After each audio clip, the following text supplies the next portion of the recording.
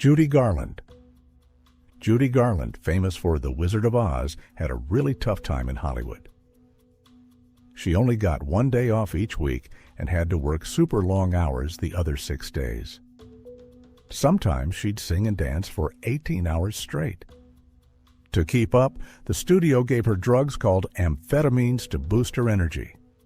At night, they gave her sleeping pills so she could rest. But when she tried to get help or therapy, it cost her money because filming would be delayed. She ended up owing the studio a lot of money, over $100,000. Sadly, she died from taking too many drugs when she was 47. It's a tragic story of how the pressures of Hollywood and the studio system can really harm someone's life. 9. Debbie Reynolds. During the making of Singin' in the Rain, Gene Kelly was really tough on Debbie Reynolds, criticizing her dancing so much that she ended up crying under a piano.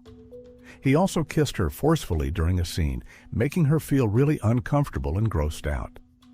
Debbie was young and innocent at the time, so it was a big shock to her. She wrote about feeling like it was an attack in her book. This happened in the 1950s when things were different and people didn't talk about things like this as much. It's an example of how some people in power can mistreat others, especially young people in the movie industry. Even though Gene Kelly was a famous actor, it doesn't excuse his behavior towards Debbie Reynolds. 10. Clark Gable, Marilyn Monroe, and Montgomery Clift. The making of The Misfits became famous because of the tragedies that happened to its three main stars. Clark Gable, who played one of the lead roles, had a heart attack and died shortly after they finished filming. Marilyn Monroe, another lead, had a rough time too. Her marriage fell apart, and she died from an overdose a year later. Montgomery Clift, the third lead, didn't die until later, but he refused to watch the movie again just before he died of a heart attack.